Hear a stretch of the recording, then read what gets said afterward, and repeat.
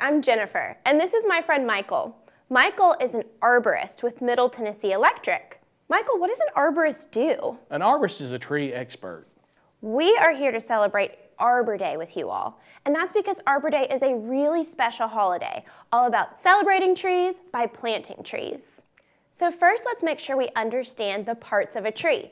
So can we have everybody stand up right where you're sitting and pretend you're a tree with us? So if you were a tree, where would your roots be? Will you wiggle your roots for us? Now, where would your trunk be? Maybe this middle part. Can you show us what your branches would look like? And where do you think your leaves would be? Probably hanging off your branches? So just like we have fingers and we have arms, your trees, as they grow up, are gonna have roots, they're gonna have trunks, and they're gonna have branches too. So now can everybody sit back down quietly where you are? So we talked about the different parts of a tree. Let's look at those parts on your tree. Every single one of you is gonna get a seedling. A seedling is just a really young tree, and it's gonna look something like this. This may look like a stick, but it's actually a living, growing tree. And if you take care of it, it will grow up into an adult tree. Down here on our seedling are the roots. They look like the tiny little hairs on our head. They're really small on this seedling, but they will grow as the tree grows. Right here is the tree's stem, or trunk of the tree. This seedling doesn't have any branches yet, but it will eventually start growing some branches off of it. And from the branches will also be leaves. These are going to be the different parts of your seedling. So kids need things to grow, so you get tall and strong like your parents and your teachers. But what are some things that you need to help you grow? You need to eat healthy food, you need to drink water, you need to sleep at night, and there's something you're all doing right now that's really important, and that's breathing oxygen. Will everybody take a deep breath in with us? Go. Now breathe out. So we breathe in oxygen, but what kind of air do we breathe out? It's different than oxygen. It's called carbon dioxide. So everybody breathe in your oxygen, breathe out your carbon dioxide. Trees actually do the opposite. Trees are going to take in that carbon dioxide and they're going to give off oxygen to help us breathe. We share a really special relationship with trees.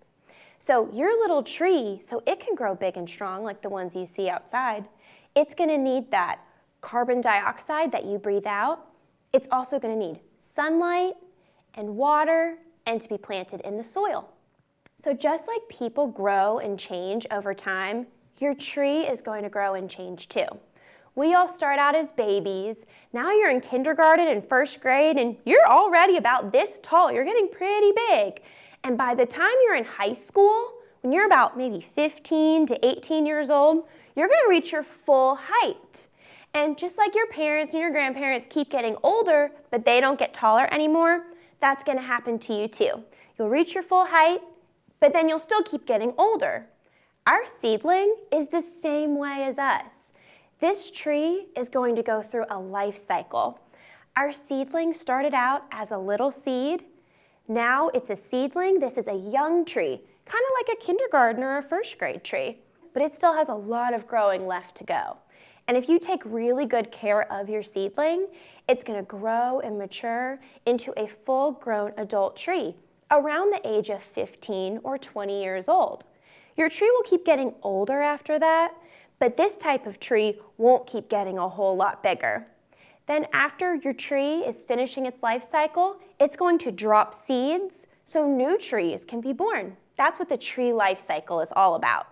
And now Michael, our tree expert, is going to teach us all about how to plant these trees.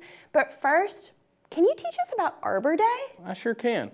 Arbor Day was started back in 1872 by a man named Sterling Morton. That was a long time ago. And Mr. Morton lived in the state of Nebraska. Nebraska is kind of a flat, kind of a plain state where the wind blows all the time in the wintertime. It gets very hot in the summer. So he wanted a way to protect his animals from that wind and that sun. So he started planting trees all around his farm. Well, his neighbors noticed him planting these trees, and they thought it was a very good idea. So Mr. Morton started helping his neighbors plant trees. And then other people saw what they were doing. So it spread all around the state of Nebraska, Arbor Day did. And then, once it spread from Nebraska, it went from state to state until it reached Tennessee. In Tennessee, we celebrate Arbor Day on March the 5th this year. It's always the first Friday in March every year in Tennessee. So I guess you're wondering, why is March the perfect month to plant trees? Well, what have the trees been doing, say, since November? Trees are kind of like bears. What do bears do in the wintertime? They hibernate, don't they? Well, trees kind of do the same thing. The upper part of the tree, everything above the ground, is asleep. The roots are the only thing that's growing during the wintertime. The roots are growing because they have a warm blanket of soil on top of them during the wintertime that keeps them growing. Sort of like you children have a warm blanket on your bed. That keeps you warm, does it not? Well, these roots have that warm blanket of soil, so they're reaching out, grabbing other particles of soil, growing, expanding, bringing in the nutrients they need for when they're going to produce these pretty blooms and leaves in the spring. Trees provide us with several valuable resources, such as energy, shelter, shade, oxygen, and food. How many of you have sat next to a warm fireplace where that wood is burning and you can feel that heat coming off? That is the energy we get from trees. Most of your homes are made from wood. Even though you can't see the wood, the skeletal system of most of your homes are made of wood, even though it may have brick or stucco on the outside. How many of you have ever got hot on the playground and went and sat under a nice shade tree? Those are all valuable resources we get from trees. Trees provide us with some valuable food. What are some of the foods that we have that come from trees? Jennifer, what are some foods that we have that comes from trees? Apples and oranges? Exactly. What about pecans? Have you ever eaten a pecan pie? Doesn't pecans come from trees? We also get bananas, cashews. How many of you like pancakes? What do you like to eat on your pancakes? Syrup. Syrup, maple syrup. Did you know that they drill a hole in a maple tree and they stick a spout in that maple tree, and then the sap will run out of that spout, and they will catch it in a bucket, and they will boil that sap down to make maple syrup? Trees also provide wood products for us, such as desks, tables, chairs, pencils, paper. We also get musical instruments from trees, such as violin, a guitar, piano. How many of you watch Major League Baseball on TV? Do the players not use wood bats to hit the ball? Those are all good examples of wood products that come from trees.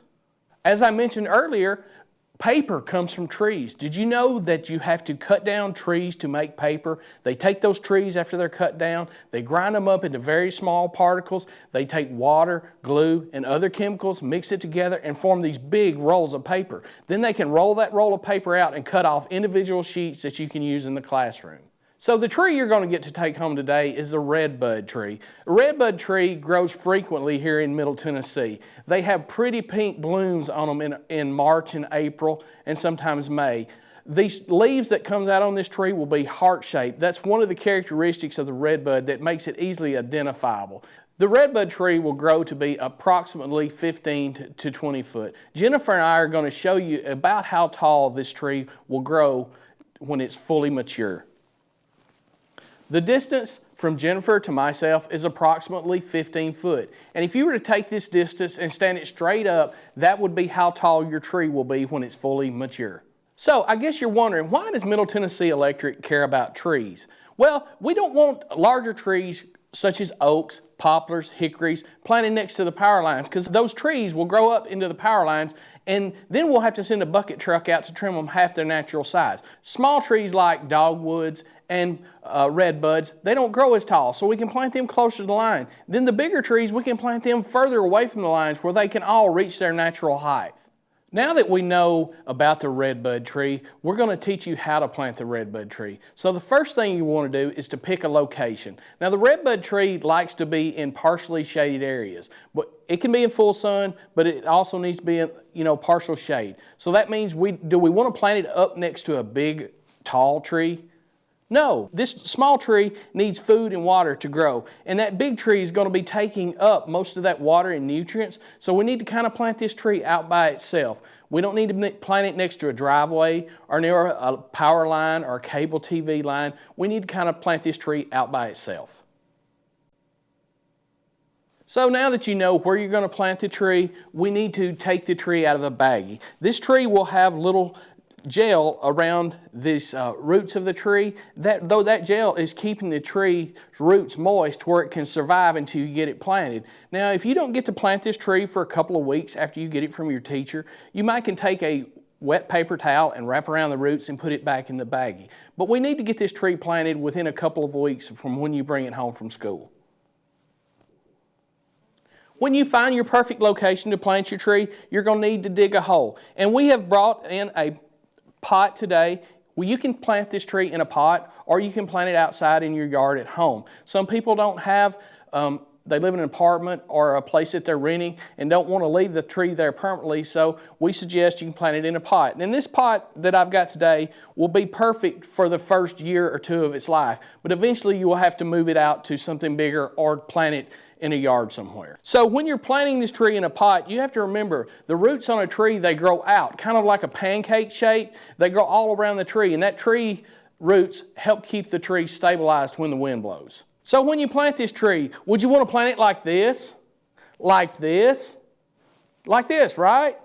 So once you get the tree home, you take the baggie off of it and you find your perfect location, you're going to dig a hole. We're going to need to dig a hole just to cover the roots. And the roots on this tree are about 4 inches deep. So we're going to need to dig a hole that's about 4 inches deep by 4, 5, 6 inches wide. And today we're going to do that here in this pot. So I'm not really going to take all of the soil out. I'm just going to kind of set it to the side.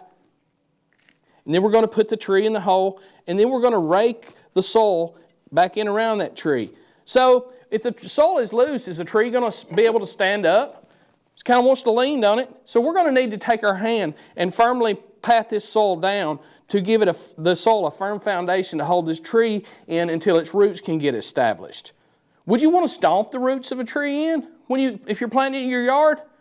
You saw earlier how small those little root hairs are. So if you stomped it, you might break those roots. So we want to just firmly pat this in with our hand, and that will give it a firm foundation. So once we get the tree planted, do you think we're going to need to water this tree? Well, if in the wintertime we get lots of rain, that's why it's best to plant trees in the winter from November to say March, because you get all the rains, and these small trees need lots of water to get them started and get their firm foundation. So you probably won't need to water them, but it's going to get hot and dry, say in May, June, July, August. That's when you're going to have to water the tree. But you can also water the tree too much. So we don't want to water it, but maybe a couple of times a week. But you can go out and look at the tree, and you can touch the soil around it. And if the soil's dry, kind of like this is, that means you're going to need to water it. And when you water it, you need to just do it really slow.